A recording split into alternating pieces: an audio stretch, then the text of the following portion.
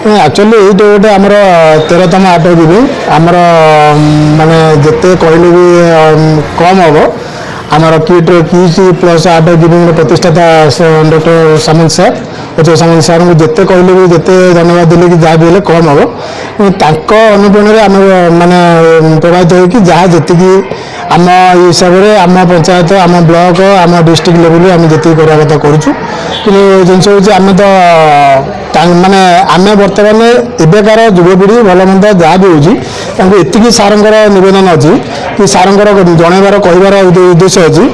सबू जिनसटा हूँ कि साहाय्य करवा माने छोट पिला हूँ गरीब गुरिया हूँ दुखी रोगी हूँ कौन भल मंद हो कि साहाय्य करवा निहाती दरकार कारण जदि आम समस्ते निज निज कथा चिंता करवा तेणुक गोटे वार्ता भल वार्ता नुहे बाहर को तेणुक आम जिते साहाय्य करवा से भल आउ गोटे जिनस मुझे धन्यवाद देवी बर्तमान आमर स्कूल समस्त टीचर जेहेतु आमर पूर्वतन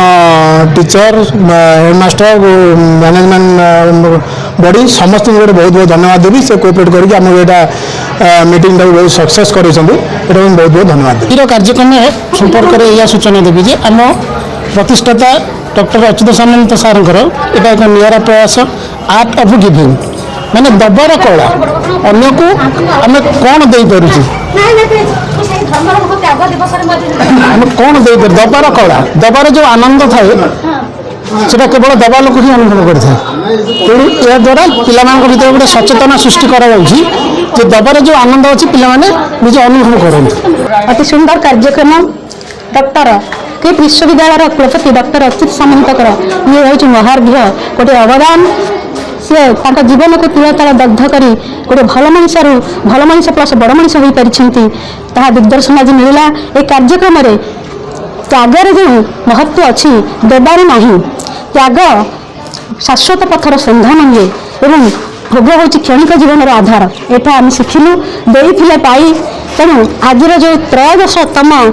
सांबत्सरिक कार्यक्रम होची कूट किट विश्वविद्यालय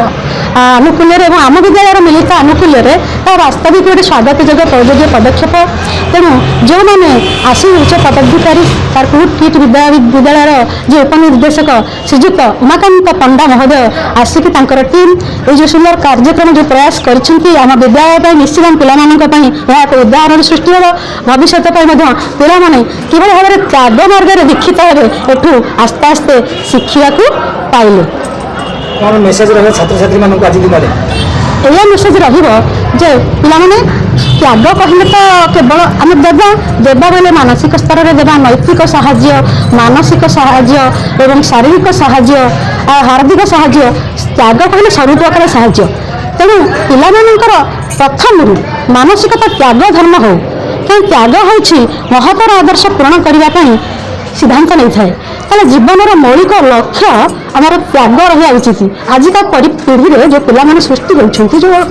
बर्तमान सिचुएसन जो पिलाने नवम दशम पढ़ुं से त्याग धर्म दीक्षित न हे भविष्य में हुए तो निश्चित भाव में काली बापा माँ को पचारे कुंठाबोध करेंगे तेणु ये शिक्षार यहाँ जो सीढ़ी पाहाच तेणु ये जो कार्यक्रम है निश्चित भाव पिला नैतिक मानसिक शारीरिक सब प्रकार प्रभाव पकड़ तेणु पिला शिक्षादान पिलाने त्याग धर्म दीक्षित हुआ बड़ होना कहीं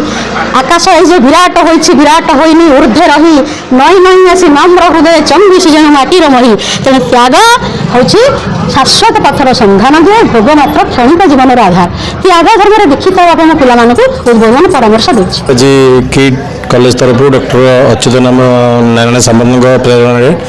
आमर एठारे जो किट्र कार्यरत कर्मी मैंने अच्छा निज प्रचेषार निज पारिश्रमिक पैसा किसी करी आज जो आर्ट ऑफ गिविंग दबार कला आज जो से प्रोग्राम अरेंजमेंट कर निजस्व पांठी यहाँ गोटे स्वागत योग्य पदक्षेप दबार कला विभिन्न प्रकार थाईपे फाइनेंशियल ठू आरंभ कर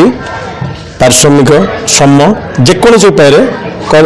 आर्ट ऑफ गिविंग आम करूँ आम तो पूर्वतन छात्र हिसाब से केवल स्कूल को अतिथि बोली भाभी पारू ना आम स्कूल घर जमी गोटे गोटे पुओ आम स्कूल गोटे गोटे पुओ गोटे गोटे संतान तेणु आज सुयोग्य संतान हिसाब से आम स्कूल को आसीपारिचु यहाँ गौरवान्वित बहुत लगुच किंतु जमती घर प्रति पुअर कर्तव्य थाए पुओ बड़ होगापर घर बापा माँ को लालन पालन करने सहित तार बंधु बांधव को लालन पालन कर घर दायित्व केमती चुलेब ठीक सेहीपरि ये हूँ आमर गोटे परिवार परिवार आम आज बड़ हो जाइए पुरातन छात्र मैंने तेणु स्कूल केमती आगू जीव ए स्कूल समस्त रक्षाबेक्षण केमती आम समस्त पुरातन मोर अनुभूति और मोर पुरातन छात्र जो मैंने आसीना कि मो पाखे प्रदीप भाई ठिया जो मैंने भी ठिया समस्त आह्वान करी आम घर पिला हिसाब से स्कूल समस्त आसवा ये स्कूल केमती डेभलप हम जमी घर डेभलप हो आज अनुभूति 1996 मसीह 93 मसीह स्टूडेंट मुझे सबू कथा गोटी गोटी कर मन पड़ जाऊँगी तेणु से अतीतर स्मृति की मन पकई ये स्कूल केमती आगू जीव आज दिन में ही मोर प्रथम वार्ता।